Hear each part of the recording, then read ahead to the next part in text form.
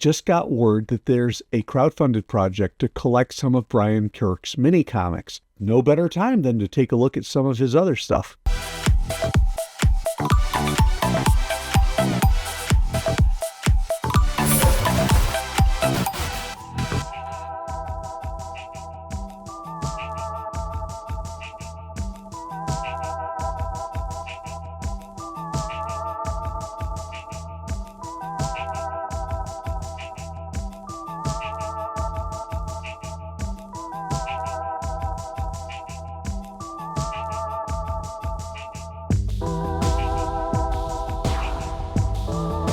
And hello everyone, it is Tom, it's FANzine Live. We are going to look at a classic zine today for a very, very, very special reason, and that is because we are looking at Moot Comic Books Grocery Stories by a gentleman named Brian Kirk. Why are we looking at this? Well, because it's a great comic. Why else are we looking at this? Because Brian Kirk is going to have a Kickstarter project. It is currently underway, and I thought it would be a great idea to share a little of his work in the hope that we can gin up a little support for Brian and his publisher, Joe Bagden. I am a big fan of Brian's work. His stuff was one of the first that I did as a FANzine Live video, and I just think his work is great. Why is it great? Because it is totally unique. Nobody else has this combination of line, lettering, cartooning style, even his shading is uniquely Brian Kirk. There is nobody else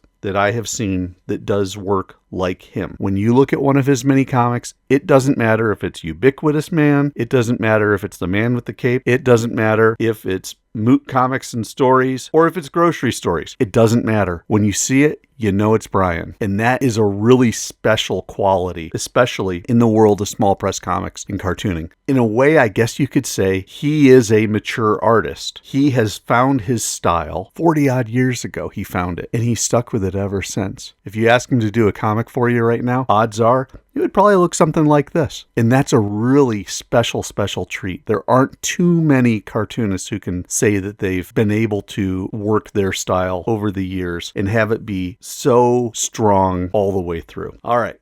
Let's take a look. Grocery Stories. What do we got? It's an 8-page mini comic. He does it in the landscape format rather than the portrait format, which is fine.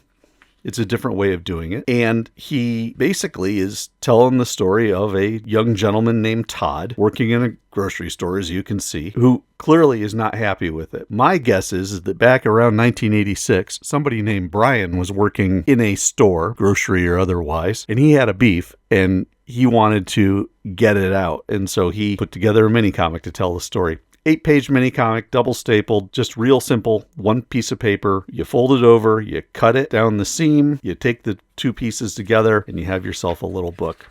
Charge 25 cents for it. These days, 25 cents probably would get you a single side copy, which then you'd have to mark up to make a profit. So Todd worked in a grocery store, and he hated it because it was a stupid job and he wanted more out of life. And again, I'm not going to belabor it too much more, but just pay attention to the cartooning style, pay attention to the shading, pay attention to the combination of lines where he has thick and he has thin, pay attention to the lettering. It's wonderfully consistent. The other thing I do want to point out is his characters are pretty simple in their construction. They can get a little more detailed, as you can see here, but he does a lot of stuff almost quasi-stick figure style. But he has a great way with expressions on faces. And he has a great thing with motion, being able to add a certain element of kinetic energy to these comics. He does a great job with that. So it was a stupid job. He wanted more out of life. He hated the customers and annoyed them whenever possible. He hated the management because they were fools. See what I mean about the motion and the expressions? When construction workers began to remodel, it was an inconvenience that made Todd hate the grocery store even more.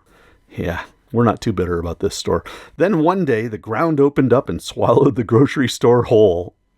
Look at all the guys inside there. Oh my gosh, that's hysterical. Tell me when you were a teenager that you didn't have a dream of having your crappy employer have that happen to them. Then the earth was salted so that nothing would ever grow there again.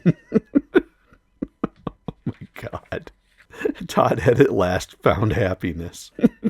Love the sunshine. Birds are in the air. Todd's smiling. His tie's undone. Beautiful. Don't bother sending anything to this address. I don't think he still lives there after almost 40 years. But yeah. Moot Comic Books, Grocery Stories. If you like this, you really should sign up for the Kickstarter. Brian's work is great. I am wholeheartedly in support of this project. Just get in, enjoy the comics. They're great. And if you want, you can also find some of his back stuff. Maybe I'll put it in the show notes so that you can click on the links and see what he's got there. Let me know what you think. Have you gotten in yet on the Kickstarter? Are you excited for it? Did this perhaps give you the sense that maybe you ought to take a look? Because from my personal opinion, you should. Always interested to hear what you have to say in the comments. And also, I'd love to hear what you think about this cartooning style. He's a one of a kind, and I love him. Love it for that. Past that, you know the routine. Like the video, please. Subscribe to FANzine Live and tell your friends. Especially because we've got this Kickstarter out there. Needs all the support it can get. Deserves all the support it can get. Past that, we just don't see people talking about Moot Comic Books or Brian Kirk elsewhere on the YouTubes like we probably should. So let's give him some love. Thanks for watching, everybody. Classic Zines here on FANzine Live. I'm Tom, and I will catch you next time.